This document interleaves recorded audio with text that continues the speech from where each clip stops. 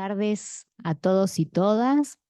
Un gusto tenerlos en esta tarde tan fría de invierno, que sabemos que andan muchas afecciones respiratorias por ahí, pero bueno, tenemos el webinar. Quienes no nos han podido acompañar aquí físicamente, lo están haciendo en estos momentos a través del webinar, así que a los que nos están escuchando y viendo, también bienvenidos y vamos a dar comienzo para ser bien puntuales en esta nueva actividad que estamos realizando de la Cátedra de Judaísmo Nison Acher, que cuenta con el apoyo del Comité Central Israelita del Uruguay.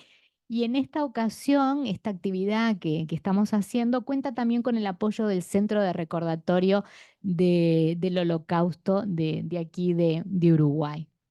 Bueno, para nosotros es un gusto tenerlos hoy aquí para lo que es la presentación del último libro que nos ha compartido el escritor, que después ya se los voy a presentar, David Serrano, sobre el retorno a Yevadne, que vamos a realizar también un pequeño contexto, pero me parece que es un tema muy importante también para presentar, porque está vinculado a una determinada oleada de antisemitismo que se vivió en este caso en este pequeño pueblo de Polonia en tiempos de la Segunda Guerra Mundial.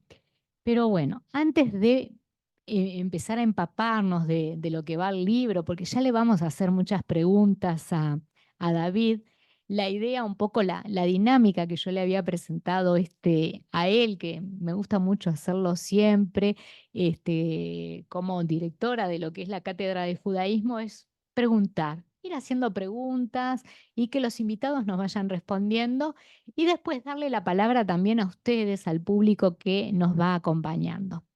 Bueno, en el día de hoy tenemos también, y es de mucho agradecer, porque sabemos que Robbie Schindler, el presidente del Comité Central Israelita del Uruguay, hoy está un poco afónico y se cuidó para poder acompañarnos en el día de hoy. Así que te vamos a pasar la palabra y agradecerte nuevamente por haber hecho el esfuerzo de estar hoy con nosotros. Bueno, muchas gracias, Silvia. Estimada Silvia, directora de la Cátedra de Judaísmo Nison Acher, estimado David Serrano, amigos del Centro Recordatorio del Holocausto, amigas y amigos aquí presentes y desde sus casas.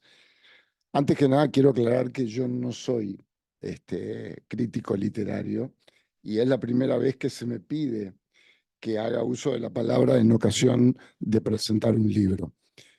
He dicho en reiteradas oportunidades, cuando presidía la nueva congregación israelita, que no sé cuál placer es mayor, si estudiar sobre un tema y enriquecerme con el conocimiento aprendido, o si compartir esas enseñanzas con el auditorio. Y fue exactamente con ese espíritu que me metí de lleno en el retorno a Yevapne. Desde el punto de vista de la historia que cuenta, entiendo que adquiere una relevancia superlativa el hecho de haber podido rastrear, investigar, entrevistar a diferentes personas y cruzar información para verificar datos y no caer en errores que luego puedan poner un manto de duda a uno de los hechos menos conocidos y más terribles que la Shoah nos haya dejado. Jedwabne es un pequeño pueblo rural en Polonia, situado a unos 170 kilómetros de Varsovia, en donde vivían entre 1.600 y 3.000 personas. Aproximadamente la mitad de los habitantes de Jedwabne eran judíos y llevaban conviviendo en ese pueblo unos 300 años. Imagínense, se conocían entre todos, eran vecinos, eran amigos, compañeros de estudio, clientes, proveedores, empleados y patrones, conviviendo afablemente, aunque el antisemitismo estuviera flotando en el aire en forma permanente. Luego que Alemania invade a Polonia, el 1 de septiembre de 1939,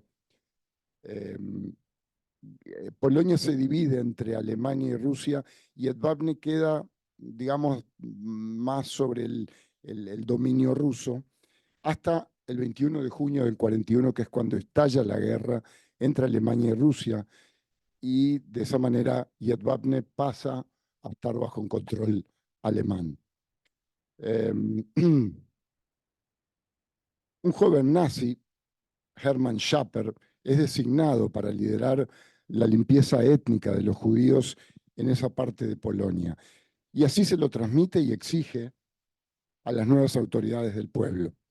Finalmente, el 10 de julio de 1941, se lleva a cabo uno de los peores pogromos de los que tengamos conocimiento. Este terrible, inimaginable hecho ocurrió hace ya 83 años y debe ser uno de los secretos mejor guardados. Le voy a decir algo. Con todo respeto, a medida que yo iba leyendo la primera parte del libro, no podía creer lo que leía.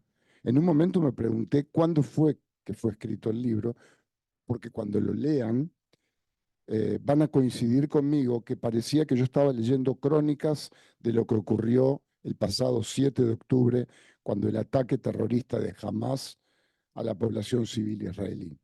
Actos barbáricos perpetrados por los propios vecinos civiles, con palos, cachiporras de goma, cuchillos, hachas, palas. No fueron soldados nazis, fueron compañeros de clase, amigos, colaboradores, gente que se conocía de toda la vida. Primero lo llevaron a la plaza central a golpes y palos. Una vez en la plaza, les hicieron retirar una estatua de Lenin que hicieron que una decena de jóvenes judíos cargaran hasta el granero de un tal Slesinski, siempre en medio de un caos generalizado. Una vez ahí, no menos de 400 personas, incluso hay testimonios que hablan de hasta 1000 personas, son introducidas en el granero, trancados y prendidos fuego. Como no todos los judíos habían sido alcanzados en esa primera instancia, durante las siguientes horas siguen llegando más judíos detenidos, golpeados y vejados, mientras continuaba ardiendo el granero. Esos recién llegados debían cavar una fosa enorme para enterrar la imagen de Lenin, toda destruida a esta altura, y por supuesto esos judíos que fueron llevados hasta ahí por la fuerza, también fueron asesinados y empujados a esa fosa común. Vecinos que se conocían de toda una vida, quemaron vivos a sus vecinos. ¿Y por qué? Porque eran judíos, simplemente. A los más chiquititos los tiraban como pelotas directamente a la inmensa hoguera. Violaciones de mujeres en masa, decapitaciones. ¿No les suena parecido a algo? La única gran diferencia es que los terroristas de Hamas grabaron y filmaron todo con el mayor orgullo. En cambio, la población de Yedvabne nunca habló del tema, barrieron para abajo de la alfombra. Por eso rescato el trabajo de David, por haber tenido la osadía de ir atrás de una historia cuya sola investigación debió haber demandado no solo muchas horas de trabajo, sino también, y es lo que quiero ponderar especialmente, pararse con valentía a sacar a luz una historia de gente que se dice creyente, que no solo quemó vivo a sus vecinos, sino que además amedrentó, amenazó y expulsó a quienes, no siendo judíos, pretendieron pedir perdón. El mundo está viviendo desde hace un buen rato momentos muy convulsionados. Líderes políticos que se manifiestan con discursos de odio, que incitan a la violencia, ONGs que venden la idea de defender los derechos humanos de los colectivos más vulnerables, siempre y cuando, por supuesto, no se trate de judíos. Claro. Ya lo decía Martin Luther King, el mundo no está mal por los pocos malos que habitan en él, sino por los muchos buenos que se quedan al costado del camino de brazos cruzados sin hacer nada. Y también Nelson Mandela nos enseñó que el ser humano no nace odiando, aprende a odiar. Entonces me pregunto, ¿por qué no dedicarnos a enseñar a amar? El pueblo judío tiene muy ejercitado el músculo de la memoria. Miles de años de historia padeciendo persecuciones, matanzas, han hecho que el calendario judío tenga muchas fechas de recordación. ¿Y por qué traigo esto a colación? La palabra recordar viene del latín recordari, formado por el prefijo re, que denota repetición, de nuevo, y cordis, que quiere decir corazón. Recordar es mucho más que tener presente en la memoria. Recordar, tal como lo concibo yo, es volver a pasar un evento por el corazón. Cuando recordamos, no evocamos apenas un hecho, sino que lo resignificamos con la secreta y anhelada pretensión que ese recuerdo nos atraviese el corazón y nos enseñe a amar al prójimo como a nosotros mismos. Que Dios los bendiga. Muchas gracias.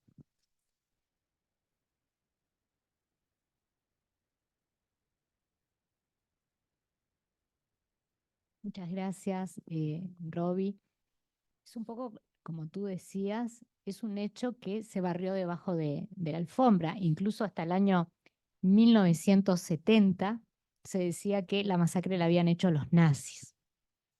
Un historiador polaco, Jan Gross, que nació después de finalizada la Segunda Guerra Mundial, fue el encargado de desenmascarar esta gran mentira de la historia y encontrar las pruebas fehacientes de que en realidad fueron los propios vecinos.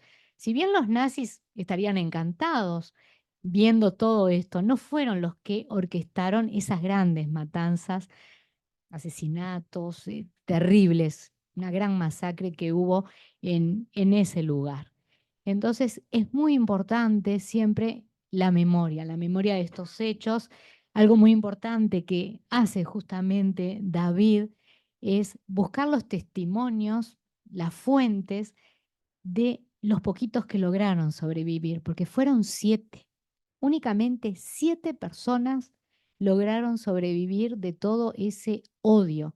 Y era un poco lo que decías hoy, eran nuestros vecinos, los que vivían a nuestro lado, los que compartían esa vida en ese pueblito pequeño, porque 3.000 personas estamos hablando, que tampoco es tanta gente, seguramente todos se conocían y que llegaran a ese grado de barbaridad que muy bien lo relata con gran maestría David Serrano, que les voy a presentar. Tengo acá un breve currículum porque es mucho lo que tú has hecho.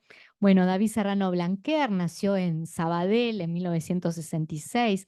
Es doctor en filología por la Universidad Autónoma de Barcelona, con la primera tesis doctoral en España sobre literatura europea en los campos nazis.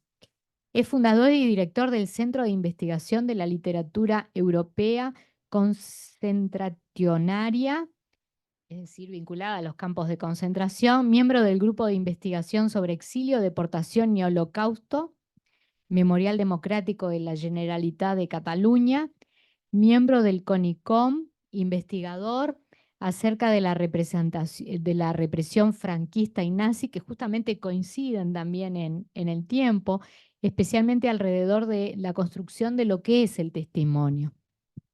Ha publicado numerosos libros, ensayos y monografías, es novelista también. Ha publicado 2 novelas, una en el mundo de la educación y otra en la memoria de la Shoah. Y justamente acá lo que vamos a presentar y de lo que vamos a hablar es de la última, que es El retorno a Jedvande. Es periodista también, ha dirigido una revista literaria durante 14 años y en varios medios audiovisuales también ha colaborado. Es director de documentales, ha escrito guiones, producido y dirigido documentales de la memoria histórica de carácter internacional. Ha recibido varios premios en festivales internacionales, tanto en dirección como mejor película y mejor documental. Y bueno, obviamente para nosotros es un gran placer poder hoy contar con su presencia, dado todo este bagaje y además agradecerte que seas parte de las personas que recuperan esas memorias históricas, porque también pensando en frases y cuando hablamos de historia, todo aquello que olvidamos obviamente estamos condenados a volver a vivirlo. De repente en otros contextos, con otras personas, pero y cuando nosotros hablamos de la memoria del antisemitismo es algo recurrente. Echamos memoria atrás ya en la época antigua y eso se sigue dando.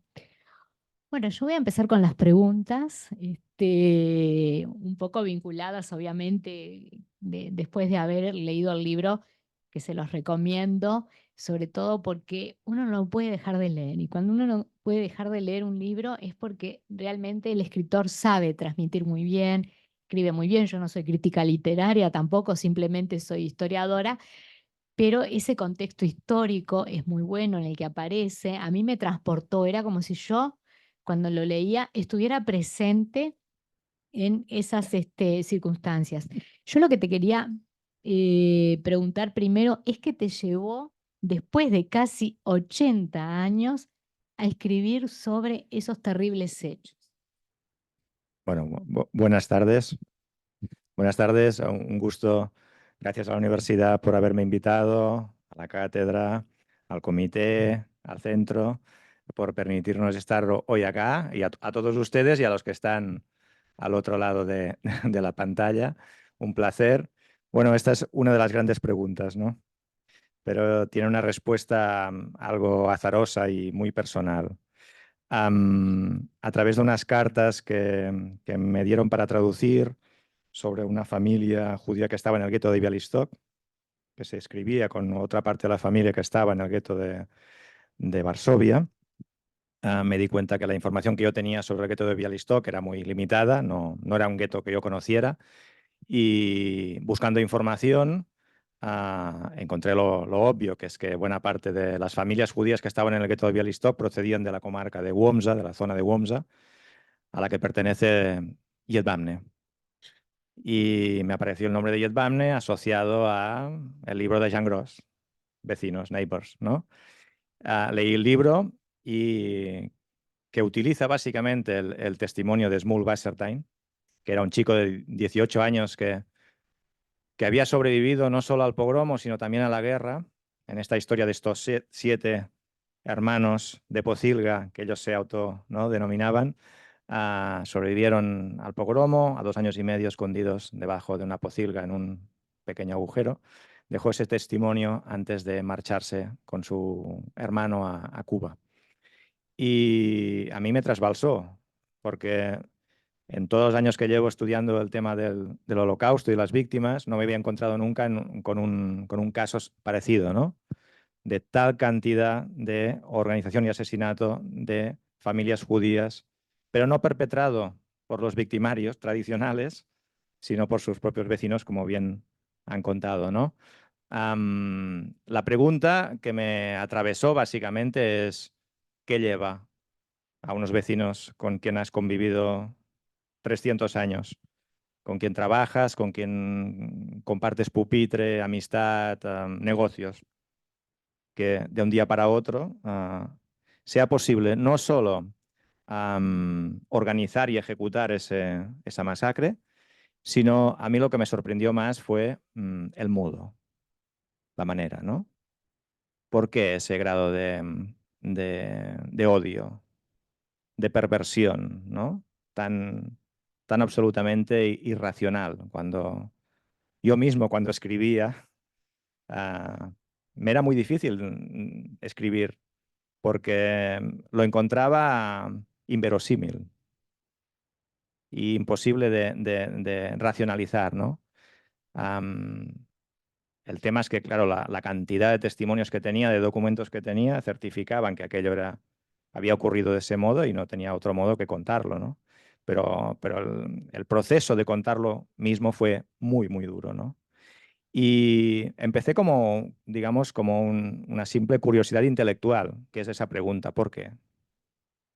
Am, y ahí empecé a contactar con familiares y con 2 de los 7 supervivientes.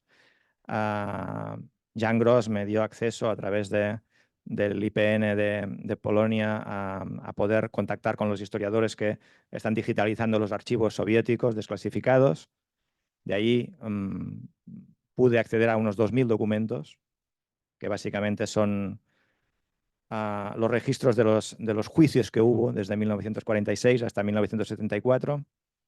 Accedí también a los archivos de Arolsen en Alemania, que es el archivo central del periodo nazi, donde pude seguir la pista básicamente del ideólogo de esta masacre y de muchas más que hay alrededor, que es Hermann Schaper, este tipo que tiene 26 años y que es quien diseña básicamente este modelo de aniquilación, que difiere mucho del que ocurre en otros sitios cercanos o en Bielorrusia, donde eran los Einsatzgruppen alemanes los que hacían ese trabajo sucio, ¿no? Y finalmente accedí también a los archivos digitales de Yad Vashem, un poco con la idea de certificar lo que en 2001 se había intentado a través del fiscal general para estos asuntos, que era Radoslav Ignatiev, que solo había podido hacer una semi-exhumación que corroboraba 450 casos, pero a mí no me cuadraba, porque en esa población la mitad eran familias judías, eran unos 1500 aproximadamente, y no solo contra esos fue el pogromo, sino contra todos los amigos y familiares de estas familias judías que se habían ido a resguardecerse a Yedbamne, porque en teoría Yedbamne era la población segura de la zona para los judíos. Cuando vas rascando te das cuenta que, bueno, tan segura no era. Voy contando ahí pequeños episodios desde 1890, 1910, donde había habido pogromos, ataques, los regalos periódicos que se hacían por Semana Santa al rector de la parroquia católica para parar los posibles ataques. Es decir, que se habían acostumbrado de algún modo a ese tipo de vida y aún así era la población más segura, ¿no? Y los archivos de Yad Vashem me permitieron, a través de sus fichas, al final armar unos árboles genealógicos de todas las familias judías que vivían en Yedbamne y cerca, y a partir de ahí darme cuenta de la dimensión absoluta de la masacre, ¿no? Que va mucho más allá de lo que se pudo certificar en 2001 y que no se va a poder certificar nunca más. Es decir, dudo que puedan existir más datos que los que aporto en el libro, además juntándolo con 150 entrevistas con gente a lo largo de todo el mundo, ¿no? En Costa Rica, en México, en Uruguay, en Argentina, en Israel, etcétera, ¿no? Al final era un volumen de información muy, muy elevado que intentaba dar cuenta de esa pregunta intelectual que al final lo único que pude hacer es escribir lo que escribí y no poder dar respuesta porque a mí no me es posible dar ninguna respuesta. Cuanto más sabía, menos entendía nada. Y al final, pues la decisión fue escribir y luego que cada uno pueda valorar esos hechos, ¿no? El libro tiene dos partes, ahora supongo que entraremos. Hay una primera parte que va del año 39, 1939 hasta 1945, donde básicamente sigo el hilo de estos 7 casos, más la familia de Antosha Birzikovsky, que es quien acoge a estos 7, que eran amigos, compañeros, etc. Y relato el antes, el durante y el después hasta el final de la Segunda Guerra Mundial, en un relato que era muy distinto al inicio, era un relato más de tipo historiográfico, pero que me di cuenta que tal cantidad de nombres, datos e información lo hacía absolutamente ilegible. Y mi intención precisamente era que fuera lo máximo asequible para público interesado o para público que quisiera conocer esta historia, ¿no? Y hice 3 redacciones distintas de la primera parte hasta que encontré la que ustedes verán, la que habéis leído, que es una parte escrita en presente, tiempo verbal presente, con esa idea de que parece prácticamente que estamos acompañando en las acciones a sus actores principales y utilizando las técnicas, digamos, literarias de la no ficción para presentar los hechos de modo cronológico y simultáneo. Es decir, los diferentes actores van apareciendo a medida que van participando en determinadas acciones, ¿no? Seguimos a Jankel, seguimos a Smul, seguimos a Mietek, seguimos a Berek, seguimos a Antosha, ¿no? y vamos viendo cómo evoluciona esta historia hasta 1945. Y a partir de ahí la segunda parte, que es de hecho la que cuando ya estuve en el tema más me interesó y menos a los editores, por cierto, que es, bueno, vale, de acuerdo, eso es lo que ocurrió. Pero ¿y después? Del 45 hasta hoy, ¿qué ha ocurrido? ¿No? Y de hecho en la edición catalana arrancaba desde mi viaje en 2018 a Lletbamne. Arrancaba desde el hoy, porque el tema es el hoy, el mundo que tenemos hoy. Aquello ocurrió, pero ¿y después qué? Pues después la sensación que a uno le queda cuando viaja allá es que todo está igual. No ha cambiado nada. Han cambiado los tiempos, los modos, las posibilidades, ¿no? Pero si pudieran, probablemente hacían lo mismo. Luego hablaremos, supongo, del viaje. Tú que ahora no, nos hablabas del viaje, ese retorno, ¿no? En la primera parte empezás hablando de una odisea de un periodista argentino de Página 12 que se contactó en plena pandemia del COVID-19, COVID, que estaba haciendo, bueno, ¿qué va a pasar en el 79 aniversario de estos sucesos? Entonces a él se le ocurrió, bueno, voy a llamar al ayuntamiento, trató de contactarse con el alcalde y la respuesta fue silencio, ¿no? Con los que forman parte, como si fueran los ediles, vamos a decir acá en Uruguay, representantes de los diferentes partidos del ayuntamiento, nuevamente la respuesta fue silencio. Estamos hablando del año 2020, pleno siglo XXI, ya conocido todo lo que había pasado, seguramente la mayoría de esos vecinos deben de haber muerto, estarán sus descendientes. Bueno, todo por lo que pasó Polonia después, la caída del muro de Berlín ya quedó en el pasado, en el siglo XX, pero se dio esta particularidad de ese silencio. ¿Por qué este tipo de respuesta? ¿Por qué todavía siglo XXI, en la década en la que estamos, la respuesta, y en este caso fue por actores políticos, sigue siendo el silencio? Sí, es la segunda parte, que es la que en catalán aparecía en la primera.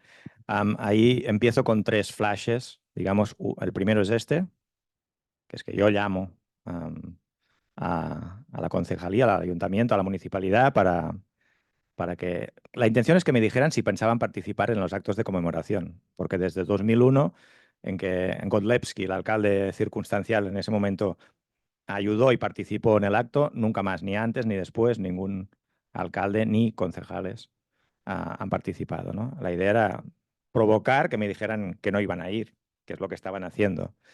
Y evidentemente no me respondieron. La segunda, el segundo flash es una pintada que aparece también el 10 de julio, que es el día que ocurrió el pogromo, una pintada que aparece en el muro lateral de la iglesia, donde viene a decir básicamente os echamos de menos judíos, que es una pintada hecha por Rafał Bedlejewski, que es un artista visual perseguido en polaco, perseguido en Polonia por denunciar casos de antisemitismo, que ha puesto en plazas unas sillas con una kippah encima para mostrar los que faltan, ¿no? Evidentemente esto, en el libro yo no digo que sea él, porque él me pidió que no lo dijera, porque la municipalidad denunció estos hechos ante la policía y estuvieron buscando quién había sido. Él había entrado de noche con las luces apagadas para hacer la pintada y irse, ¿no?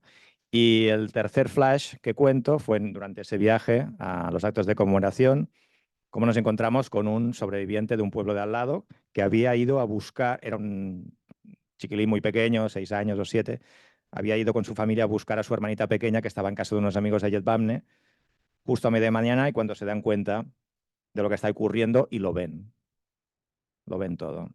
Y nos encontramos con Isaac Lewin allí, en Yetbamne, y en cuanto los periodistas de los medios que había lo detectaron, se echaron encima de él, básicamente para incordiarlo, para obligarle a tener una reacción inadecuada, diciéndole que, bueno, seguramente él se equivocaba con todo aquello, que él era muy pequeño, que que no lo vería, que no... Era una provocación constante y había varios medios, ¿no?, polacos. Y él iba con sus nietos y sus nietos intentaban sacarlo de ese cerco en el que estaba, ¿no? Y no lo conseguían porque había mucha gente. Y al final él se cuadró y dijo, vale, muy bien, si yo lo invento, todos mis amigos de mi clase, ¿dónde están? Desaparecieron, se esfumaron, y fue diciendo sus nombres.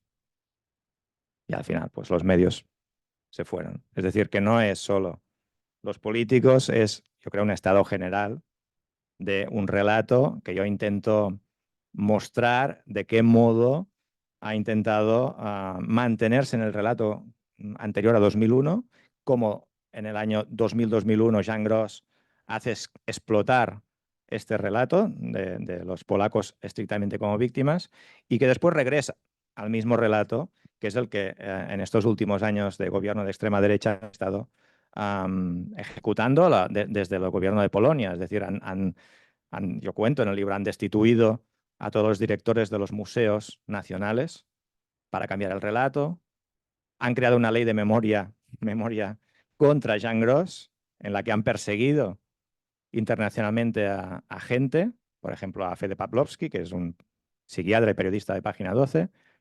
O sea que han cambiado absolutamente el relato, no solo de los museos, sino de los libros de texto, etcétera, etcétera, ¿no?, para regresar a ese relato maniqueo de buenos y malos donde ellos son las víctimas, ¿no?, que obviamente son las víctimas, pero también, aparte de víctimas, también hubo lo que hubo, ¿no? Es decir, que es un tema complejo que está, yo creo que completamente abierto y que son muchos años del mismo tipo de relato y del mismo tipo de educación, ¿no? Para mí es muy paradigmático el caso del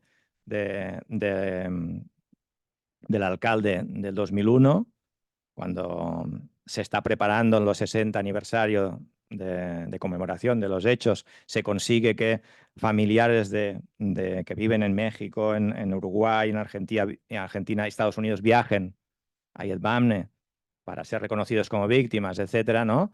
Y que por primera vez el presidente, primera y única vez, el presidente de la República de Polonia y el obispo de Varsovia viajen hasta Jedwabne para pedir disculpas, ¿no? Este alcalde, que llevaba 3 legislaturas con mayoría absoluta, pero que no era de Jedwabne, eso siempre es importante, ¿no? Y que creía el relato oficial. Antes de 2001 viajan algunos sobrevivientes para ver el lugar, hablan con él se da cuenta que hay otra historia que él desconocía y accede a, digamos, participar en esa organización en la que vienen los máximos representantes del Estado, ¿no? Simplemente por ese hecho, que es adecentar el lugar, que estaba completamente olvidado y desaliñado, inmediatamente se le organiza un comité anti actos de conmemoración, organizado por el cura del pueblo, Orlovsky, ¿no? Y ahí empieza digamos, un duelo desigual, porque al final Orlovsky, que es la voz ideológica y política del pueblo, utiliza el mismo lenguaje, el mismo estilo que había utilizado el párroco de 1941, cuando una mujer, digamos, muy bien situada en la población y católica, le va a decir, oye, vos tenés que parar esto porque hay niños allí, hay niños muy pequeños, y él dice, ya, pero son judíos, ¿no? Entonces, este Orlovsky le hace la vida imposible, este comité le hace la vida imposible, también se la hará al fiscal general cuando vaya ahí de visita, para contarles por qué tienen que hacer las exhumaciones, ¿no? De la presión se sigue a la amenaza y a la amenaza de muerte. Hay amenazas de muerte a él, con pintadas en la población, 2001, ¿eh? No 1945. Hay amenazas de muerte contra su mujer, que es maestra del pueblo, de la escuela del pueblo, y contra sus 2 hijos pequeños que van a la escuela. Él aguanta esta presión. Aguanta y hace como un pacto. Yo voy a aguantar hasta los actos para que se puedan realizar dignamente y después me marcharé. Y le dicen, bueno, si querés, puedes marcharte antes, no hay problema, ¿no? Y él dice que no, a pesar de todo, ¿no? Imaginaos la familia allí. Claro, un pueblo tan pequeño. Ahora tiene 1.500 habitantes. Es un pueblo muy pequeño. Es la plaza y unas calles alrededor, nada más. Y aguantó y cuando terminó el acto, cogió a su familia y se fue. Se fue de Polonia y se fue a Chicago, donde pude encontrarle y no quiso hablar. Obvio. También le dieron el premio Jan Karski al cabo de unos años, sí. Pero es la imagen del tipo ¿no? que toma conciencia de que los hechos son distintos del relato oficial y a pesar de eso, ¿no? Tiene toda esta presión como esa mujer que es simplemente católica, que simplemente iba a poner una vela cada año en el lugar donde había el granero, donde quemaron a las familias judías, y simplemente por eso le hicieron la vida imposible. Toda la vida, ¿no? Bueno, estoy hablando mucho, ¿eh?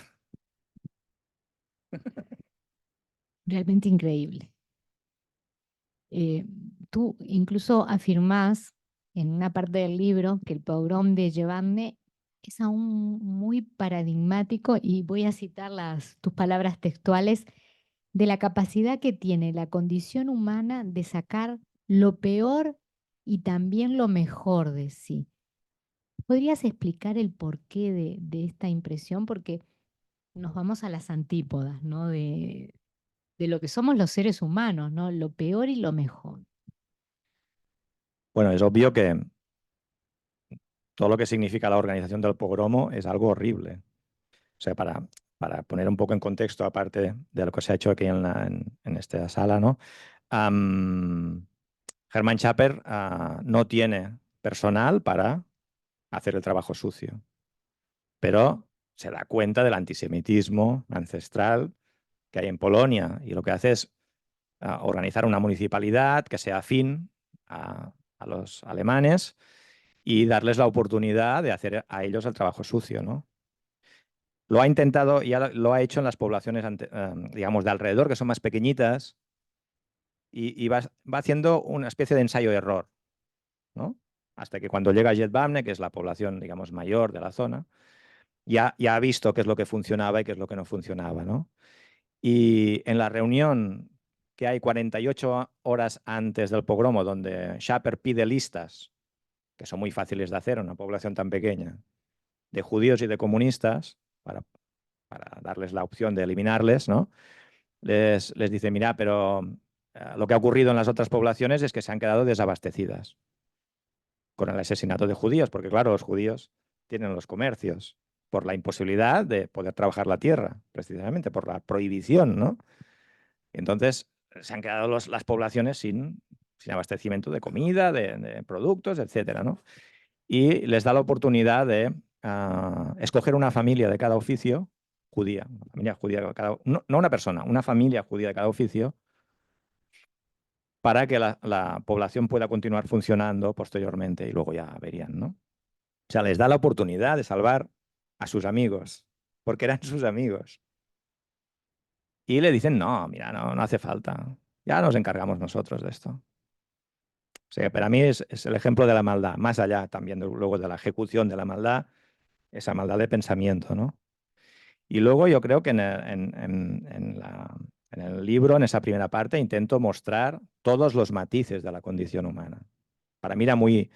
De hecho, todos los nombres están en el libro. O sea, toda la gente que vivía en esa población y algunos de los que estaban viviendo fuera, todos están en el libro. Sea bien en el cuerpo del libro, bien sea en las notas a pie de página. Algunas notas son más largas que, que la propia página, pero porque hay que salvar los nombres, ¿no? Todos los nombres. Para mí era muy importante esto, ¿no? Y ahí están todos los matices, la zona gris de Primo Levi, ¿no?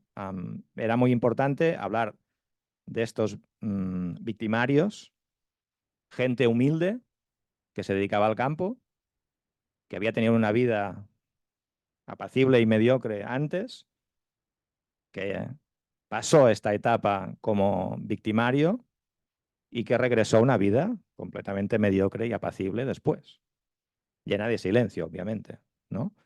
Pero luego también hubo los que, porque no fue toda la población la que participó en esta acción, sino fue un grupo muy significativo que yo intento seguir uno a uno en cuál fue su grado de implicación, ¿no? Pero también era muy importante que aparecieran los que se escondieron en su casa para no participar. Porque el hecho de esconderse ya era peligroso. O sea, para mí eso era que a veces el editor, porque el libro al principio tenía 800 páginas, ahora tiene 350 o así, porque, y me decía, no, pero estos que solo salen en un episodio no aportan nada. Digo, sí que aportan, claro que aportan, para ver cada uno qué grado de colaboración, ¿no? No todo el mundo tenía que ser un mártir como Antosha, ¿no? Que esconde a 7 en su casa cuando tiene a 2 niños pequeños, cuando tiene a sus papás que son mayores, a su marido. No, no, todo el mundo tiene que ser, ni tampoco los 2 vecinos católicos mayores que cuando ven que traen por una calle a un grupo de mujeres completamente desvestidas y apaleadas hacia la plaza del mercado para juntarlas allí, les dicen a sus vecinos, no, oye, esto hay que pararlo, ¿no veis qué estáis haciendo, no? Son mujeres, estáis haciendo daño, no sé qué, tal. Los matan. Los matan. O sea, allí están todos, un poco todos los matices. Para mí era muy importante, ¿no? Hay lo peor y luego lo mejor, ¿no? La gente que no quiso, en matices distintos, en grados distintos, no quiso participar. El caso de Antosha es un caso, bueno, como cualquier justo entre las naciones, ¿no? Es decir, ella conocía, son 6 adolescentes y un hombre mayor, que era Rolke, Gradowski, que curiosamente de estos 7, él se queda a vivir en Jedwabne. Se convierte al catolicismo, se queda en la misma casa donde habían asesinado a su mujer y sus 3 hijos, se casa con su vecina católica, habiéndose convertido al catolicismo, él. Adoptan a un niño huérfano católico y aún así le hacen la vida imposible durante toda su vida. A él, a su mujer, a su hijo, que es católico, huérfano, y a sus nietos. A toda la familia. Y cuando fuimos en 2018, visitamos a su nuera, que era un poco uno de los objetivos de la visita, visitar a su nuera, que vivía en la misma casa de su suegro, ¿no? O sea, se quedaron a vivir allí. Es algo absolutamente incomprensible, ¿no?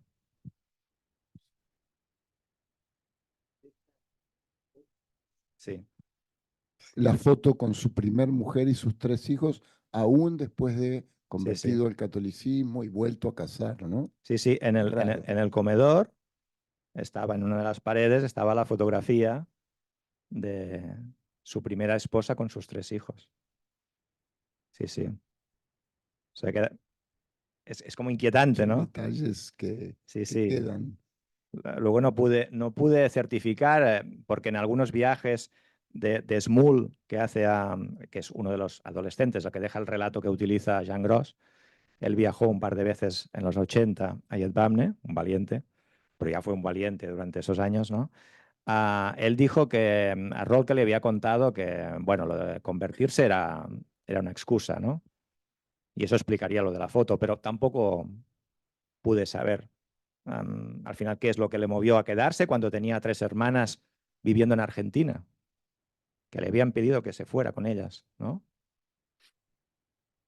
La explicación que a mí me dieron, digamos, Ana Vicón, que es una especialista en Jedwabne y el historiador, digamos, en jefe del IPN, cuando les dije, bueno, ¿cómo se puede explicar que alguien que ha sufrido esto se queda a vivir en el mismo sitio donde, ¿no? Me dijeron, bueno, era su casa, era su vida.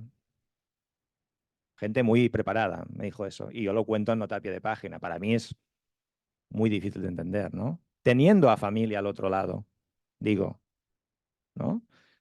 Luego, además, se convierte en un tipo muy gris. Si os acordáis, porque en 1946 el gobierno prosoviético de Polonia abre la posibilidad de recuperar a las familias judías sus bienes vía judicial, siempre que pudieran, certificar. Muy, muy difícil porque se los habían llevado todo y quemado todo, o sea que no. Pero hay varios periodos en Polonia que eso sucede, ¿no? La posibilidad de recuperar bienes. Y entonces el Rolkes forma parte de una red mafiosa que se encarga de conseguir judicialmente estos bienes haciéndose pasar por familiar y luego lo revenden. Y es algo terrible. Y de hecho, esta acción que tiene la connivencia de funcionarios soviéticos, porque sin los funcionarios de los juzgados todo esto no se podría hacer, porque todo era falso, obviamente, nadie podía reclamar nada porque no había nadie que pudiera hacerlo. Cuando las autoridades prosoviéticas se dan cuenta que hay funcionarios soviéticos implicados en esa trama mafiosa, allí sí se ponen serios y arman un juicio donde vuelven a hacer declarar a los que habían hecho declarar en el año 46, gracias al relato de Smul y de Kalka Migdal, que era familia de Smul y que era un carnicero ritual judío que vivía estaba instalado en Montevideo. Creo que hay algún familiar por acá, ¿verdad? Tu abuelo. Fue uno de los descubrimientos más interesantes desde el punto de vista personal mío, encontrar a ese hombre que desde Montevideo hombre que en Polonia pensaban que era una mujer, además, por Kalka, no sé por qué, que había mandado una carta a las nuevas autoridades denunciando el caso y para que hicieran algo, ¿no? Y si durante el primer juicio lo más sorprendente era un juicio farsa, básicamente. Se vieron obligados porque había el testimonio de Smul escrito y el de Kalka que llegó vía transatlántica, ¿no? Cuando se dieron cuenta las autoridades soviéticas que esos judíos no eran comunistas, no les interesó para nada.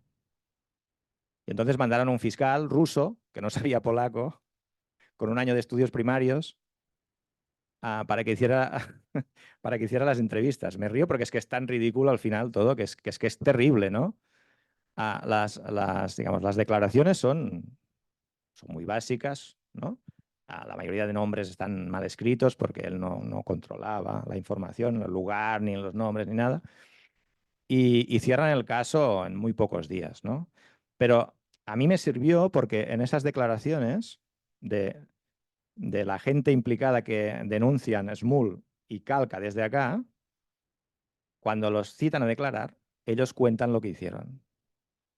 Lo cuentan sin pelo, o sea, con toda la claridad del mundo. ¿Qué hicieron? ¿Contra quién? ¿Cómo? ¿Cuándo? ¿Dónde? Durante el pogromo, digo, ¿eh? Bueno, los días posteriores también, porque el pogromo continúa después, porque los que se escapan del granero los van persiguiendo, los van matando por los alrededores, ¿no? No tienen escapatoria. Pues lo cuentan todo. Y todos los relatos además coinciden. Por eso pude escribir según qué partes de este libro, ¿no? Porque es coincidente.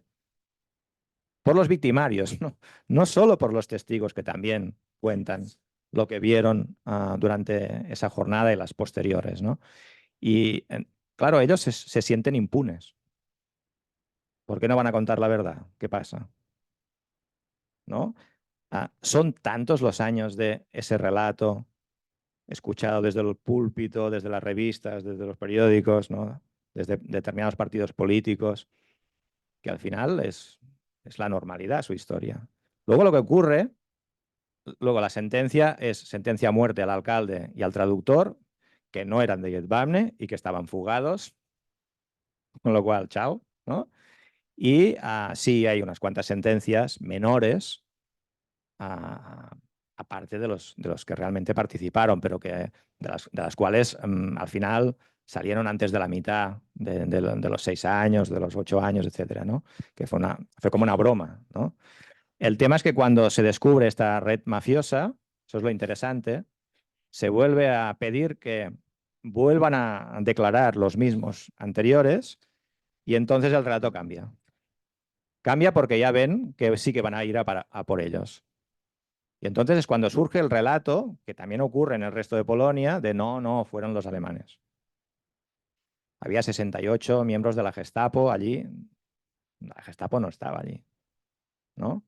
Y ese es el relato que se mantiene hasta 2001.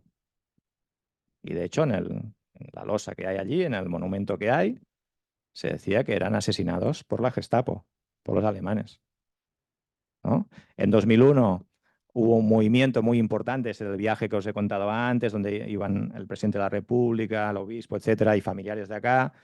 Se había negociado desde un abogado descendiente de familiares de Yadvamne, que vive en Nueva York, Ty Rogers, se había negociado el cambio del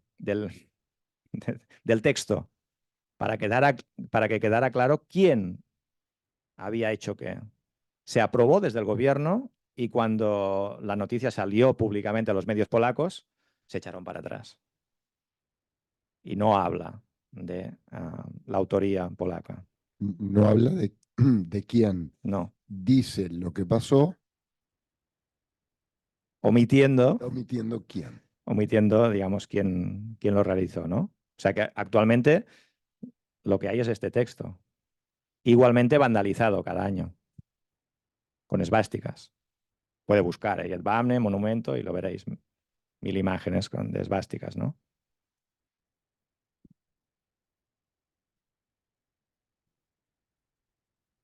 Increíble, ¿verdad? Un poco lo que decíamos hoy. Este, hay un relato que vos haces es que es todo muy fuerte, es todo tremendo, porque ahora estamos hablando, bueno, de lo que vos nos decías, cómo el propio ser humano puede actuar desde esa bondad y después de esa maldad extrema. Bueno, ahora cuando nos decías, yo estaba pensando, ¿qué explicación se le puede dar a este señor que se quedó a vivir ahí después de todo lo que pasó? Yo lo veo desde mi punto de vista como un acto de resistencia y decir, yo estoy acá y yo me resisto a que la gente se olvide de lo que pasó, porque cada vez, por más que yo me convertí al catolicismo, tengo una nueva familia, tengo el retrato de ellos y yo soy un sobreviviente de todo esto y los voy a incomodar y mi familia también, por más que sea un niño adoptado que es católico, lo adopté yo y ahí esa historia va a seguir. Habría que, no le podemos preguntar, pero yo lo veo no porque era mi casa y claro, tenés más lugares, podía haberse ido a la Argentina, como decías, pero yo creo que es una forma de decir, no nos pueden borrar de acá. Tuvimos nuestra historia y acá estamos, ¿no? Con una nueva familia, viviendo todas estas experiencias. Vieron que son siempre, hay más preguntas que respuestas porque les comento, hay un hecho que me recuerda un poco la teoría esa, ¿no? De Hannah Arendt, de la banalidad del mal. Bueno, tengo mi vida normal, capaz que soy un buen católico, voy, prendo la velita en la iglesia, le compro los regalos a mis niños, quiero a mis nietos, pero después soy capaz de hacer una barbaridad como que tú lo pones así con este título, la utilización de la cabeza para jugar al fútbol. Ah, esta, esta parte de la descripción de un hecho del pogromo, de hecho, la mayor parte de los hechos la tenían en ficheros separados. No la escribí junta, sino iba construyendo a medida que tenía la certificación, que tenía suficiente material, am, ah, digamos, verificable para contar algo. Esta escena la tuve borrándola y desborrándola durante meses porque me era muy difícil de escribir y de entender. Es básicamente, le cortan la cabeza a una chica y unos chavales juegan a pelota con la cabeza. Y me resistía porque pensaba, no, esto es una exageración, es... Porque claro, hay relatos exagerados. Buena parte de la crítica a Jean Gros es por lo que dijiste al principio, porque si te equivocas en algo, va a ser utilizado para... Y el relato de Small-Wasserstein contiene imprecisiones e invenciones. Ese es el problema. Y cuando afronté este relato de jugar con la cabeza, me pasó eso, ¿no? Decir, no, esto no. Y tuve que repasar todos los materiales que tenía para ver que realmente coincidían quién era la víctima, quién eran los que le cortaron la cabeza y quiénes eran los que estaban jugando con su cabeza, ¿no? Y al final tuve que escribirla. Yo a veces digo que he estado 7 años viviendo en Jedwabne. 7 años para hacer el libro. Y no sé si lo volvería a hacer. O sea, respondo a las preguntas que me hacen a veces muy rápido. No sé si lo volvería a hacer y estoy satisfecho de haberlo hecho. Y valió la pena, ¿no? Pero vivir dentro de ese horror constantemente es muy difícil. Pero es lo, es lo que hay, ¿no? Hay que contarlo.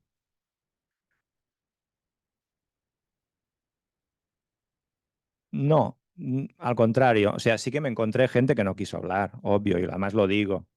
Y lo entiendo, además. Lo entiendo. Puedo compartirlo o no, pero lo entiendo. Pero no, al contrario. Mucha gente, muchísima gente me ayudó. Muchísima gente. Y conocí a muchísima gente en este proceso que yo creo que al final es con lo que uno se queda, ¿no? Gente que te ayuda, que te aporta información, ¿no? Familiares que incluso descubrieron cosas que no sabían a través de los documentos que yo les aporté, etcétera, ¿no?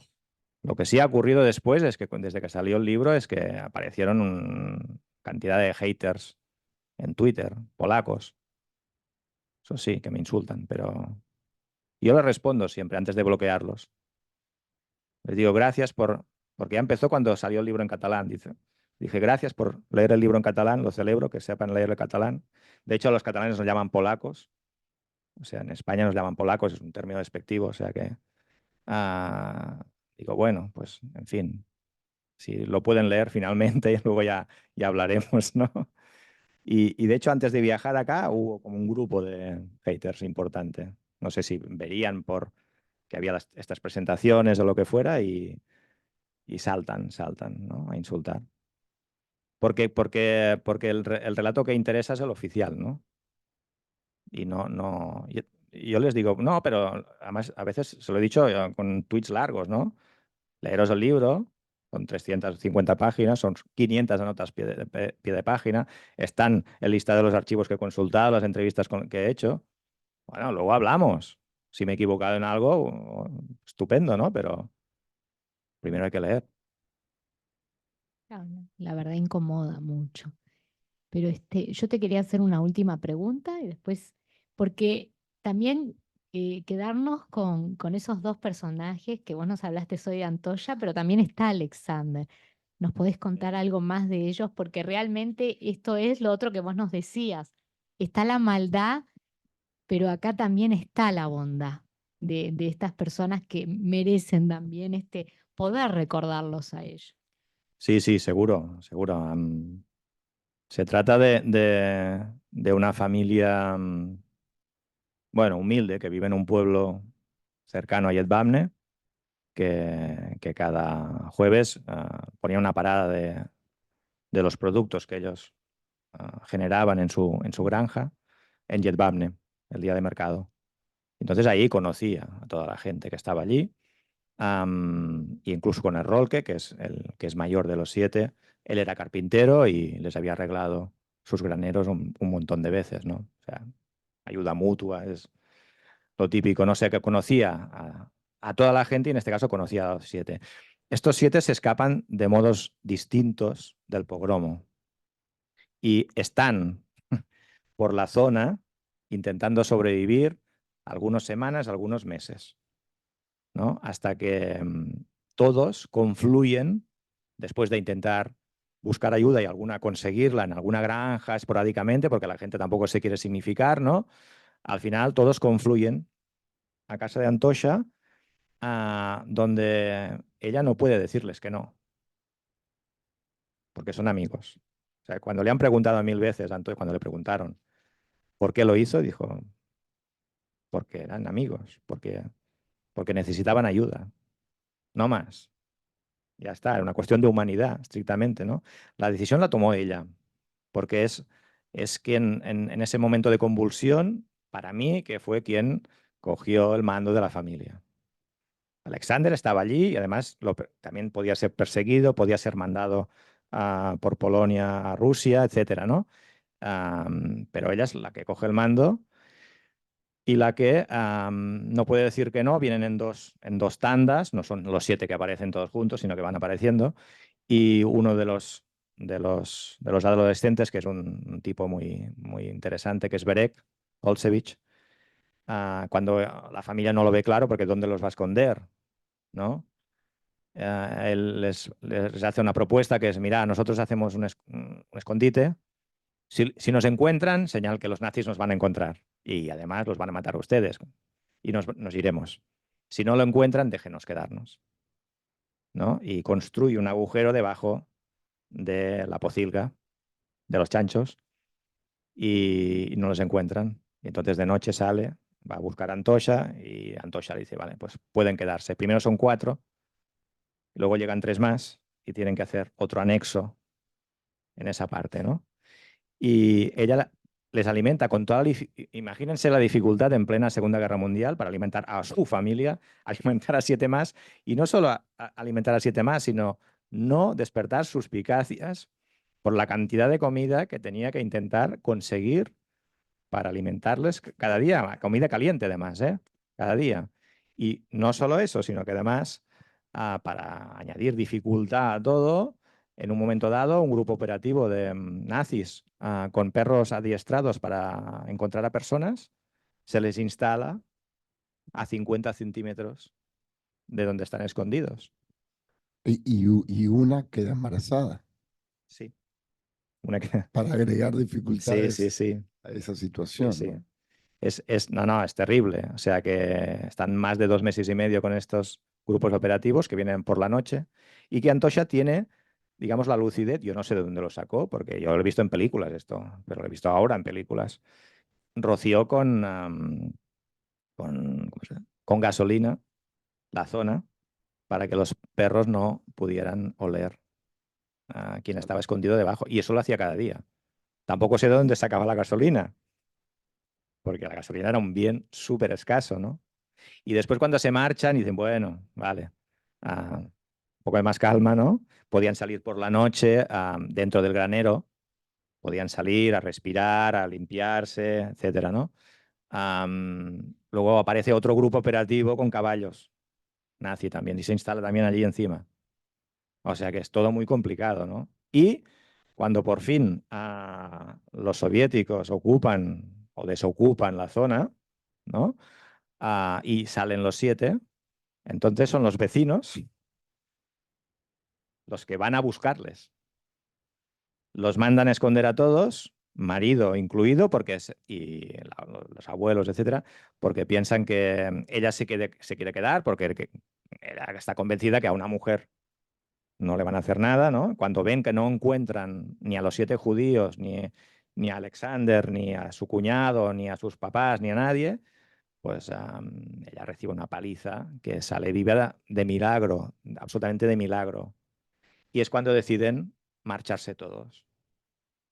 Y Antosha acompaña a los 6 hasta un campamento de la Joint que está, creo que, ahora no me acuerdo, pero creo que en Checoslovaquia, o en Austria o en Checoslovaquia, y decide regresar.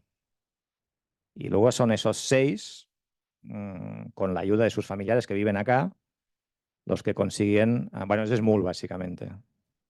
Smul, el que no quiere dejar a Antosha en esa situación de debilidad y bueno, de que probablemente los van a matar, y consigue comprarle una granja para que la familia se instale en otro sitio. Y estarán siempre pendientes desde acá de que a Antosha y su familia no les falte nunca de nada, ¿no? O sea que es realmente una historia increíble. Y Antoya finalmente es declarada justa entre las naciones. ¿Es solo ella o puede ser que hay alguien más? Hay 2 personas, Sí, sí, son ellos dos. ella y Y Alexander. sí, sí, sí, sí.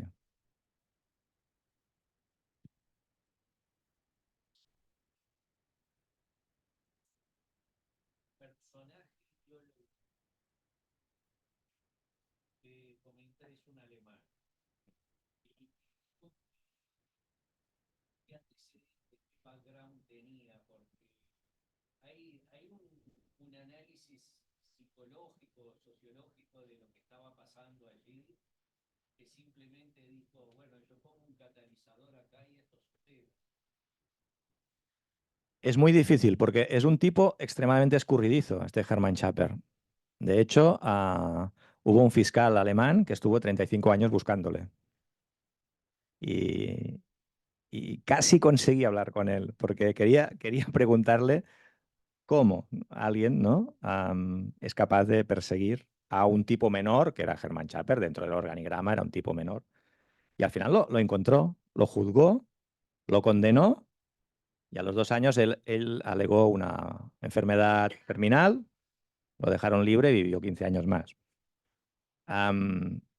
Pero para mí el perseguir a Schaper era un... Hay fotos en internet de él, ¿eh? Bueno, tenía mucho interés porque quería saber qué tipo de persona era, ¿no? Para mí era un tipo que simplemente quería conseguir hacer carrera dentro del organigrama. Tenía 26 años, pocos estudios, pero era muy espabilado y no quería ir al frente ruso. Esa es mi deducción al final, después de ver toda su trayectoria, porque cada vez le encargaron, además, acciones más importantes. Luego, después de Jedwabne y la zona de Łomża, estuvo vaciando guetos y haciendo masacres en el Bosque Negro, que le llaman.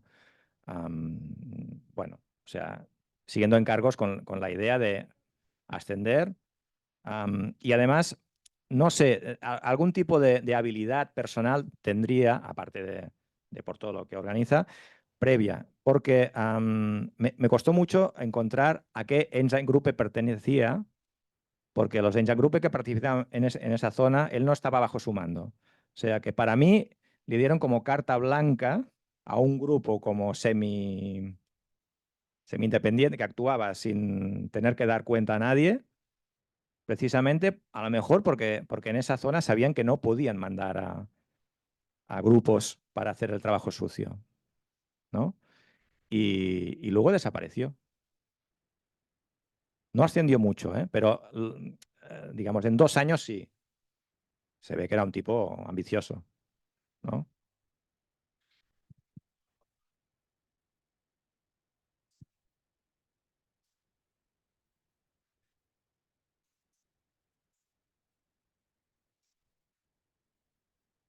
Más allá de esto,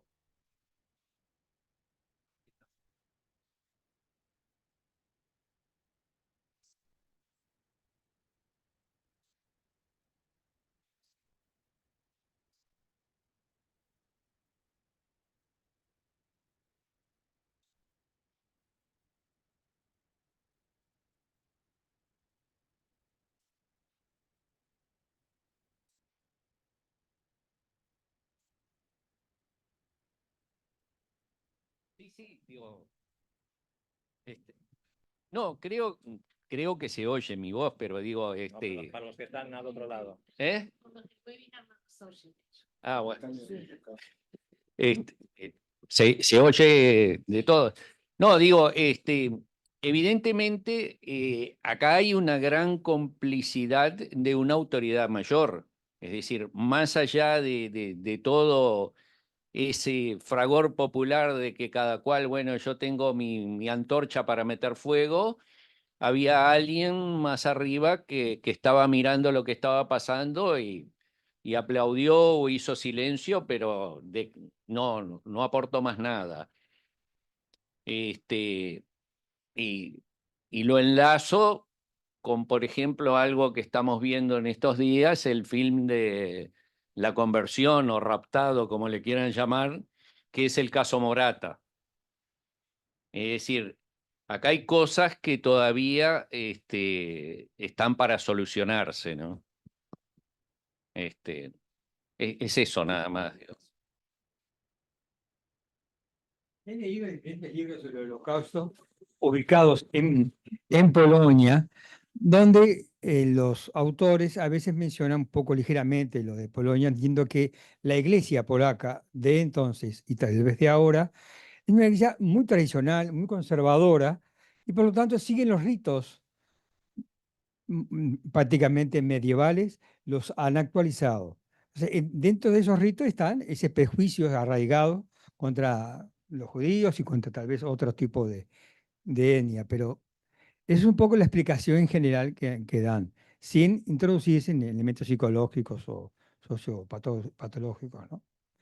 Esa es un poco la explicación que se da en cuanto a ese cristianismo, pero a su vez asesinan, masacran, sin escrúpulos, sin remordimientos. Solo este silencio generalizado pareciera ser un escondite de la vergüenza y lo vergonzoso de todos esos hechos. Pareciera, pero también, ¿quién interpreta eso? Nada más, gracias. Voy a seguir pasando un poco por el orden que vi que me levantaban la mano, pero bueno, varias veces lo decís en el libro, la justificación son los que mataron a Cristo.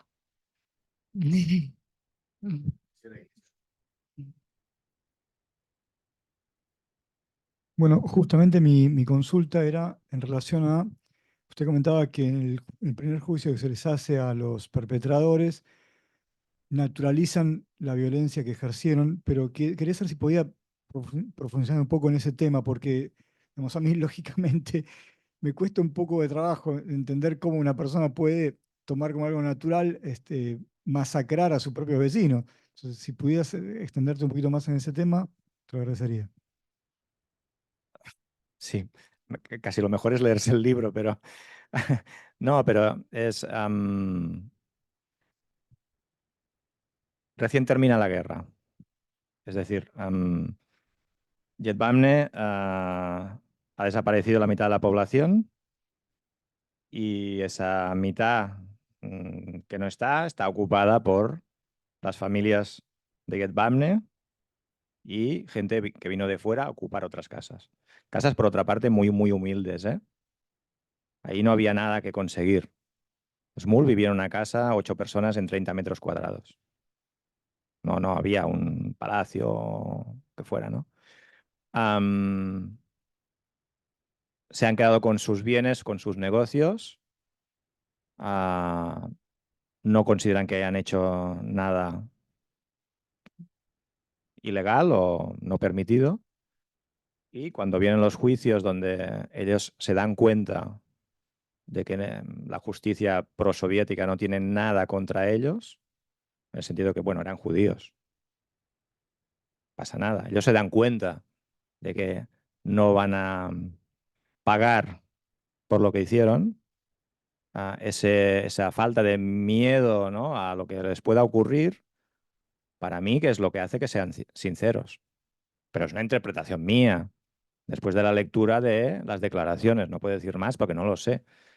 Pero para mí, ¿qué es eso? Y el cambio de relato de un año para otro es porque ha ocurrido lo que he contado antes, ¿no? En donde allí sí que ven que aquello pueda traerles consecuencias graves para ellos, porque los soviéticos no están dispuestos a permitir que haya ese tipo de actuaciones, ¿no?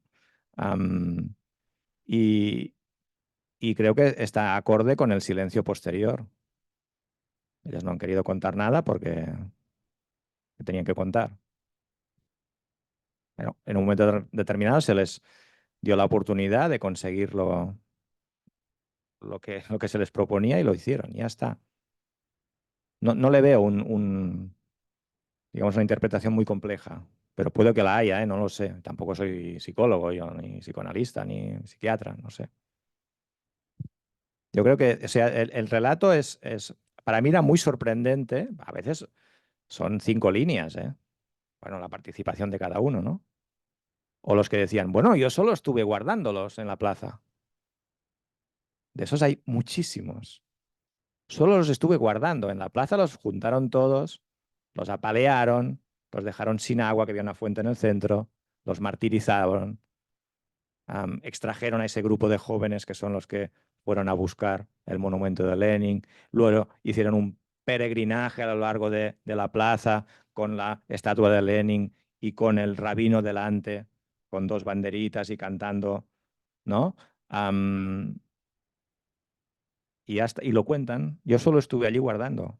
cuando pude me fui, ¿no? Estamos hablando de gente que no es ninguna excusa, pero gente muy humilde sin estudios. Me ocupo de consignar a nota a pie de página los años de estudios que tienen cada uno, porque me parece que también tiene que ver con la capacidad del discurso oficial de la Iglesia, pero también de otras instituciones, que las cuento en el libro, para que esta gente pues asuma ese relato, ¿no? De los asesinos de Cristo y de que tienen que pagar. Pero no sé más. No sé si te respondí, creo que no, por la cara que haces, pero, pero, pero lo siento, ¿no? Ya dije que yo, después de escribir el libro, me quedé con más dudas que no con certezas, ¿no? Y, Teníamos por acá y dos personas más también. Ya. La mía es muy cortita. Entre el 39 y el 41, cuando me quedó en la ocupación estalinista, antes de que Hitler rompiera, ¿cómo fue la convivencia en esos 2 años? es que, Si es que es lo que la sabe. gente se adapta, pero es que es lo normal, se adapta. Primero vienen los soviéticos, hay que adaptarse. Luego vienen los nazis. Cuando entran los nazis a Yedvabne, se les espera en las calles con banderitas. Porque dicen, bueno, nos van a liberar de esta gente, ¿no? Porque mandaron a mucha gente a Siberia. ¿Eh? Sí, no sé si era Gulags, pero les mandaron a Siberia y claro, mandaron católicos como mandaron a judíos. Es decir, que la excusa siempre ha sido, incluso Lech Walesa, ¿no? Líder de Solidaridad, en principio, que luchó contra la dictadura, etcétera, ¿no? Dijo, bueno, pero es que fueron ellos, los judíos, los que delataron a los católicos para que los mandaran a Siberia. Bueno, ahí lo que te das cuenta, en ese micro relato de Yedvam, no puedo ir más arriba porque no lo sé. En ese micro relato lo que te das cuenta es que la gente intentaba sobrevivir. Y ya está. Que había gente de la Tora, cuento algunos casos allí. Pero hay católicos, hay judíos, no depende, digamos, de ser judío o no y comunista, sino, digamos, de circunstancias muy, muy personales. Y hubo mucha gente que fue, porque los servicios secretos soviéticos en Yelvamne hicieron mucho trabajo. Bueno, me imagino que en todas partes, pero allí mucho, ¿no? Hola. Primero felicitarte por el libro, impresionante lo que escuchamos. Agradecerte en nombre de algunos que son varios familiares de gente que murió en Yedvabne, en el caso de mi señora y otros acá primos. Así que bueno, agradecerte. Primero, tú no sos judío, entiendo. No. Primero,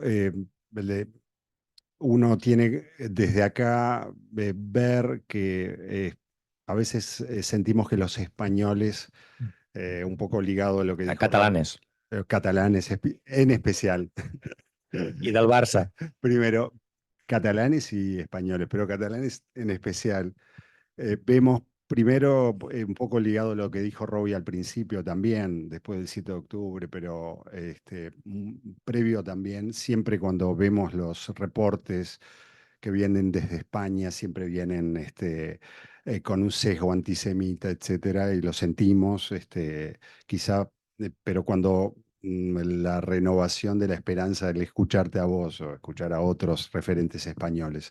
Primero, preguntarte, ¿qué te llevó a vos en forma personal como español eh, dar dar tanto hacia el tema del holocausto, etcétera? Y ¿qué te llevó en forma personal eso, por un lado?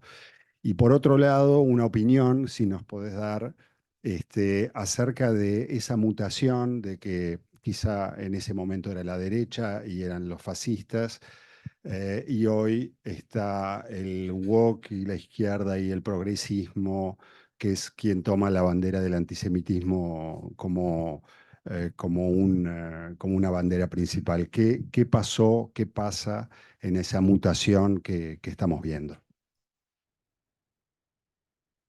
Bueno, en lo que se refiere a la primera pregunta, es una típica pregunta que me hacen.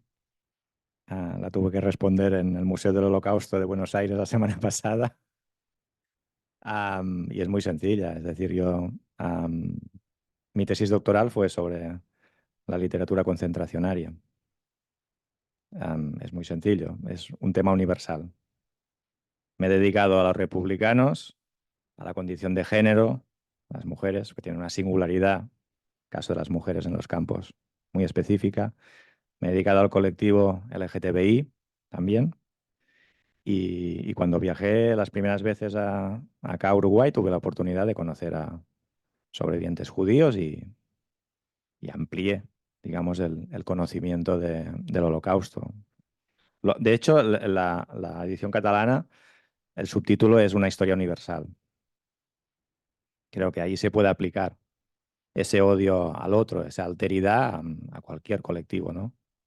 Que es obvio que, digamos, la Shoah tiene una singularidad que no tienen otros casos, pero desde la diferencia creo que se puede abordar, ¿no? Ese estudio del otro, que a mí me interesa especialmente, ¿no? Desde el relato, desde el testimonio. Y en cuanto a la segunda pregunta, para mí es muy difícil responderte a esa pregunta. Yo creo que es mucho más complejo que lo que dicen los titulares de los medios de comunicación. A veces el titular es una cosa y luego, digamos, el contenido es mucho más complejo porque la situación es muy compleja, entiendo. Y en situaciones tan, digamos, tan graves como las que vivimos ahora, es muy fácil quedarse en lo maniqueo, ¿no? En lo bueno y en lo malo, y yo no voy a entrar en eso, primero porque no soy historiador, no. Y segundo porque creo que la situación es compleja y hay que abordarla desde la complejidad, porque la vida es compleja y todos tienen sus matices y sus especificidades, ¿no? No sé, ya sé que no es la respuesta que esperabas, pero creo que va por ahí la cosa, ¿no? Bueno, acá con la última mano que nos habían levantado. Bueno, David, mi nombre es Rosa Sittner, lo digo porque es importante, como entiendo, ubicarse cada uno en el lugar que estamos, en realidad, escuchándote y compartiendo tanto de lo que tú estás brindando. David es un amigo, no un amigo viejo, un viejo Bueno, un poquito, amigo. ¿Cómo? un No, poquito. un viejo amigo y académico que ha defendido así con uñas y dientes, con una valentía admirable, encomiable, los temas en relación a lo concentracionario. Yo lo iba a plantear y tú obviamente lo planteaste claramente, o sea, yo lo conocí en una actividad que hizo en la ORT hace como 20 años, creo, en que hablaba justamente de los republicanos, habló de, bueno, es una de las personas que lucha por la memoria, por reubicar, y bueno, y ahí se encontró con muchas, o sea, con la Shoah, y Mauthausen fue uno de los campos que tú que uniste un poco de qué pasó con los republicanos, otros presos políticos y la Shoah. Y bueno, y me parece que con cada uno de los aportes, la creatividad en las películas, en los libros, en los artículos que nos trae a nosotros y al mundo, ¿no? David, es realmente mantiene la lucha por la libertad, el libre pensamiento y la búsqueda de una verdad complejísima desde diferentes disciplinas, absolutamente encendida, y yo lo felicito además y me parece importantísimo que esté en esta casa de estudios, justamente por todo lo que implicó el papel de la Iglesia en esta masacre particular y en muchas otras, y que me parece importantísimo y que también muestra otra cara de la moneda de las diferentes vertientes del cristianismo, ¿no?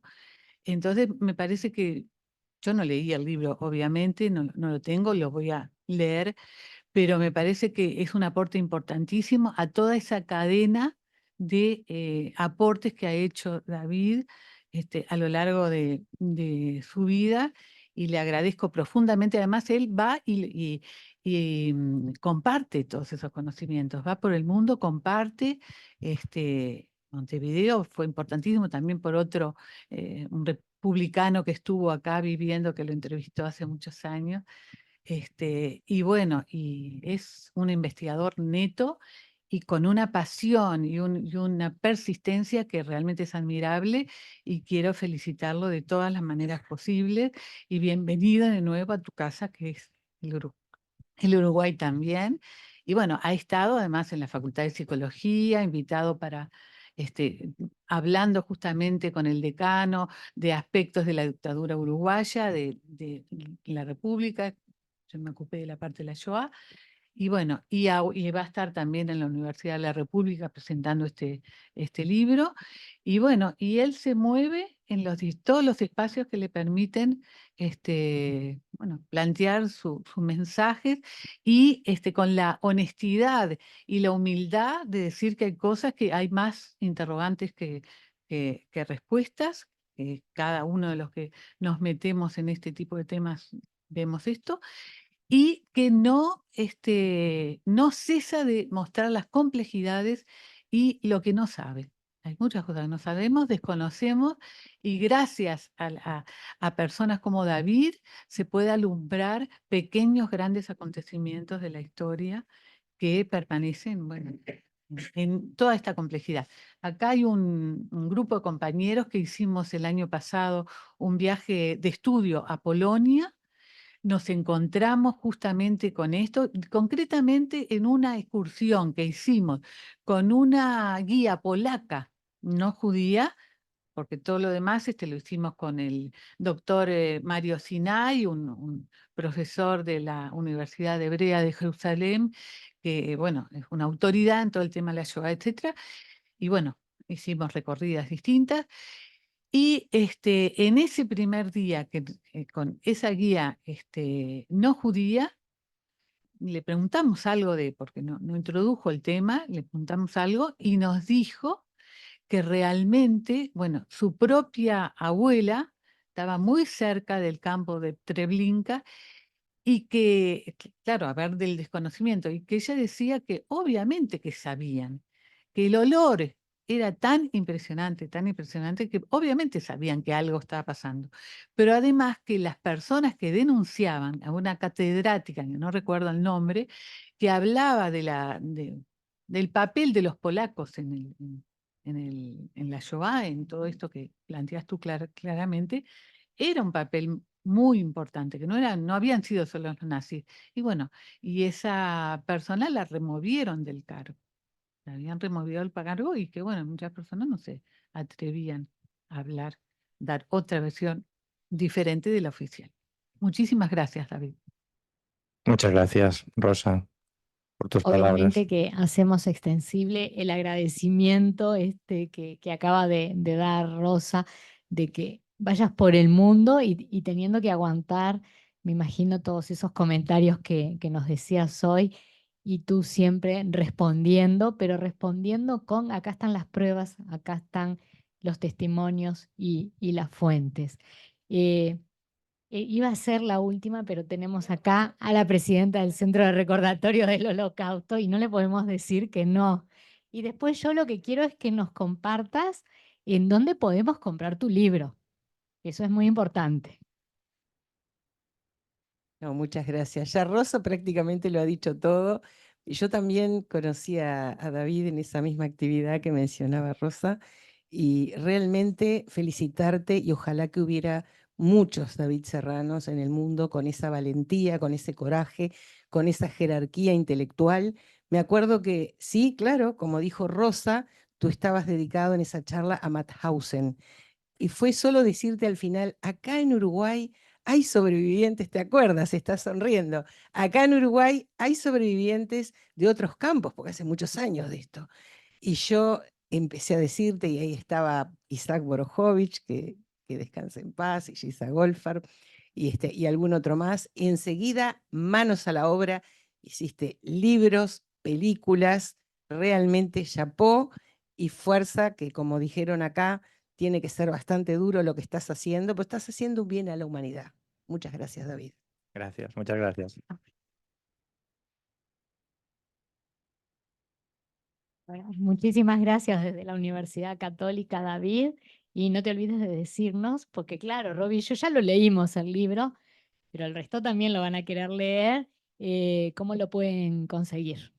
A ver, el libro se publicó acá se publicó en España, en catalán, ahora saldrá en castellano para el resto de España.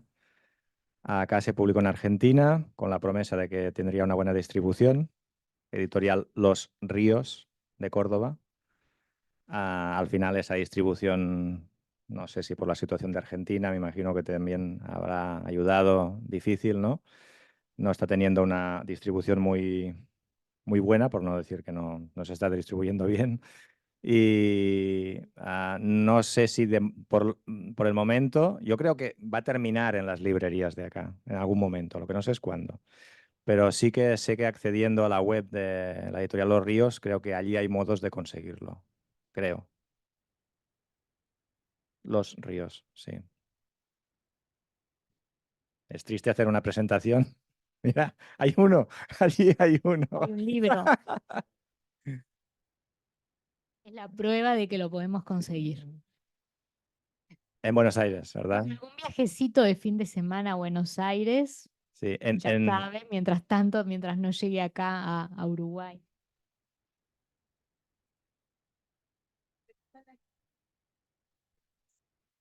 Sí, no Ah, está fácil. no, sí. Yo estuve la semana pasada en Buenos Aires y no lo conseguí.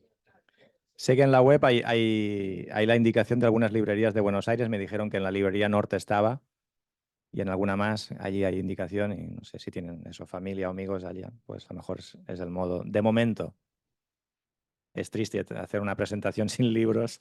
Es la primera vez que me ocurre, ¿eh? No había ocurrido nunca, una presentación sin libros. Pero Pero bueno, pero lo supe hace una hora, ¿eh? Tampoco no... es complicada la situación de Argentina, vieron hasta esto. Bueno, yo simplemente quiero cerrar. Hay una canción que se llama Streets of Yevatne, que la escribió el cantautor, guitarrista Gary Lucas, estadounidense, y nos dice al final de todo: ten cuidado con el futuro que tienes por delante cuando solo quedan los huesos y las piedras. Muchísimas gracias por acompañarnos en el día de hoy. Muchas gracias.